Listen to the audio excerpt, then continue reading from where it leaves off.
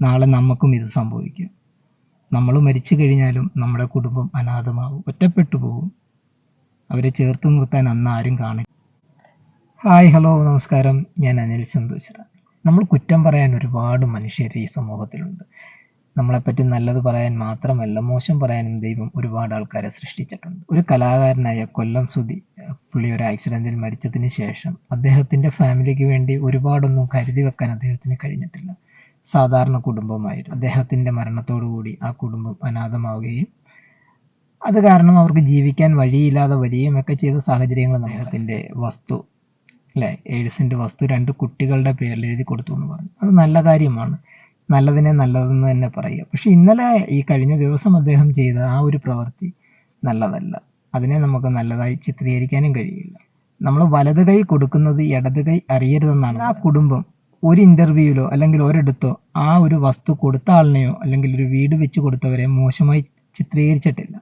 ശരിയല്ല. പിന്നെ നമ്മൾ ഒരാൾക്ക് ദാനം കൊടുക്കുന്നത് നാളിൽ പറയാനാണെങ്കിൽ എന്തിനാണ് ഇങ്ങനെ ദാനം കൊടുക്കുന്നത്? അതുകൊണ്ട് എന്താണ് പുണ്യം? എന്ത് പുണ്യം നിങ്ങൾക്ക്? അതുപോലെ തന്നെ രേണുസുധിയെ ഒരുപാട് പേര് ട്രോളുന്നുണ്ട്. നമ്മളൊന്ന് ആലോചിച്ച് നോക്ക്. അവർക്ക് ഒരു നേരത്തെ ആഹാരം നമ്മളെ കൊണ്ട് വാങ്ങിക്കൊടുക്കാൻ കഴിയുന്നുണ്ട്. ഒരു നേരത്തെ ആഹാരം നമുക്ക് വാങ്ങിക്കൊടുക്കാൻ കഴിയുന്നില്ലെങ്കിൽ പിന്നെ നമ്മൾ അവരെ കുറ്റം പറഞ്ഞിട്ട് കാര്യമില്ല. അവരെന്തെങ്കിലും ചെയ്തോട്ടെ, അവരെങ്ങനെയെങ്കിലും ജീവിച്ചോട്ടെ. എന്തിനാണ് അവരെ ഉപദ്രവിക്കുന്നത്? അവർ മാന്യമായി വീഡിയോസോ റീൽസോ എന്തെങ്കിലുമൊക്കെ ചെയ്തോട്ടെ. അത് ഓരോരുത്തരുടെ വ്യക്തിസ്വാതന്ത്ര്യങ്ങളാണ്. നമ്മുടെ ഇഷ്ടങ്ങളെന്നും മൂടി വെക്കേണ്ട കാര്യങ്ങളൊന്നുമില്ല. ഒരു കിളിയെ പിടിച്ച് കൂട്ടിലിട്ട് വളർത്തുന്ന പോലെയാണോ? മനുഷ്യനല്ലേ, അവർക്കും കാണില്ലേ ആഗ്രഹങ്ങളും മോഹങ്ങളും ഒക്കെ.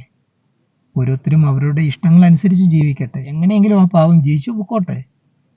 അതിനുമില്ല 2 മക്കളൊക്കെ, അതിനെ വളർത്തണ്ടേ? ഭർത്താവ് മരിച്ചു എന്നും പറഞ്ഞ് വീട്ടിലിരുന്നാൽ ആരും ഒരു നേരത്തെ കഞ്ഞിക്ക് കാശ് കൊണ്ട് കൊടുക്കത്തൊന്നുമില്ല.